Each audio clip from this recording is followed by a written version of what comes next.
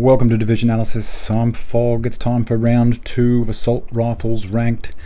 They've all been ranked with in-game statistics, in-game performance at the heroic level. Let's just get straight into it.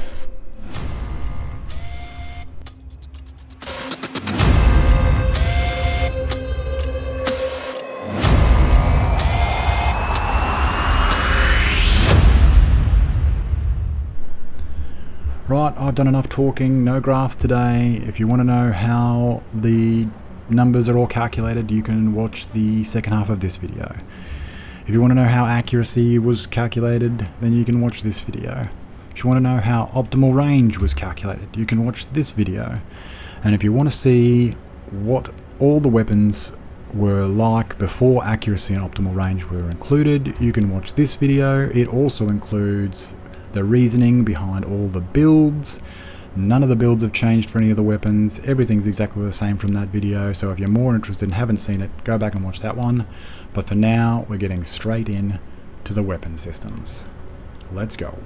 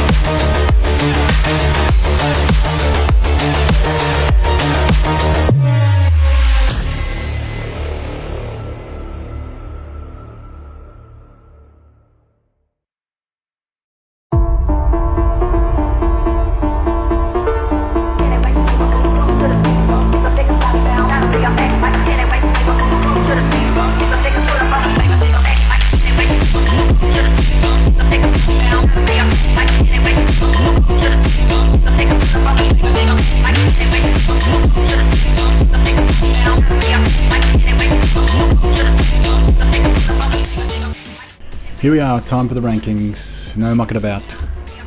The burst ranking. Last time it was the bighorn, this time it's the bighorn. No change. It's superior optimal range. Although it does lack in accuracy, it still managed to maintain its top spot.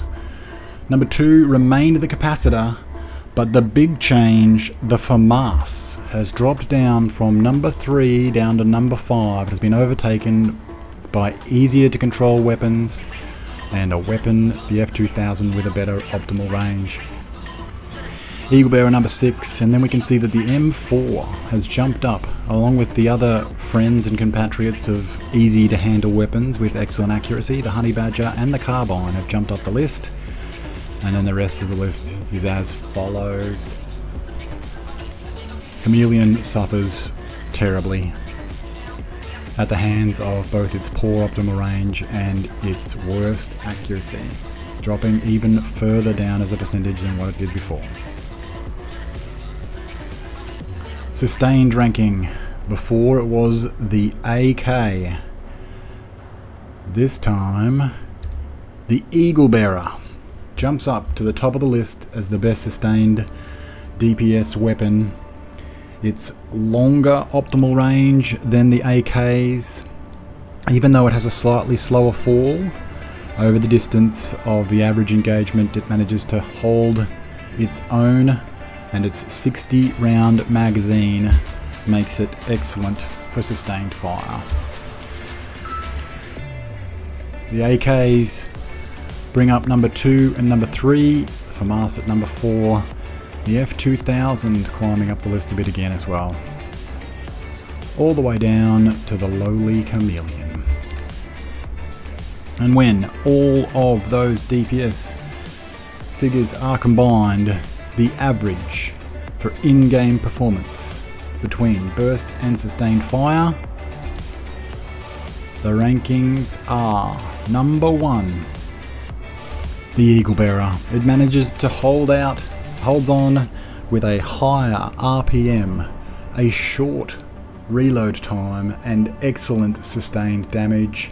Its accuracy is not quite as good as some of the other weapons, but over the distances for heroic munitions, it holds onto its spot. Number 2 was the FAMAS previously. It is now the F2000. Its excellent optimal range, its near or close to vertical recoil path, along with its high RPM, puts it into the number 2 spot. Number 3, the FAMAS, still holding out in the top 3 position. The capacitor, the CTAR rises up the list. Bighorn, PDR, and then we fall all the way down the list, and the worst performing weapons are the ones that correspond with the worst accuracy. Those weapons, there is nothing you can do to get more rounds on target once you start passing a certain point. The accuracy of the weapon cannot be reduced, but having said that, those same weapons will take more advantage from weapon handling. So these stats include the weapon's individual accuracy and its stability, but it does not include your accuracy with these weapons. So the M4, the Honey Badger and the Carbine, they have dragged themselves out of the lower positions and have increased their DPS because of their accuracy and their optimal range, but they still have not made their way to the top. Having said that though, Carbine, it's only 6%, 7% from being number 1. So as I said, every 1 out of 100 bullets that you land on target is an extra 1.01% DPS that you can add. By the same token, something like the Eagle Bearer, the Bighorn, the AK variants, the AUG especially, and the FAL, all of these weapons have a left to right pull. And that left to right pull hurts them at range because a target is twice as high as it is wide. If you are able to control that horizontal movement of the weapon, if you are used to that weapon, then you are able to increase the accuracy of that weapon through stability just by your own skill, and that will in turn add DPS. But this is what it looks like with the weapon's integral accuracy and stability stats. There may be reasons to choose other weapons, because this story isn't finished. We still have talents to do, and each weapon will take advantage from different talents differently. A higher RPM weapon will advantage more from something like fast hands because their reload time is a larger proportion of the time that they're doing damage. A slow firing weapon will get more advantage from a talent like strained because it's based on the amount of time that you're firing. So each weapon will take a different percentage boost to DPS based on a different talent. There's also other reasons to take different weapons over others. If you have a stacking talent, like a striker for instance, then you are probably going to want to favour something with a higher RPM so that you can stack quicker. The top portion of this list is dominated by weapon systems that only have a short underbarrel. Some have no underbarrel whatsoever, and their access to something like the linked laser pointer could hurt them if it turns out that flatline is the best talent for adding DPS. So like I said, the story's not finished. This includes accuracy, optimal range, it adjusts for builds, it adjusts for mod slots, and it uses in-game stats for both the amount of damage that needs to be done and the damage that's done by each bullet.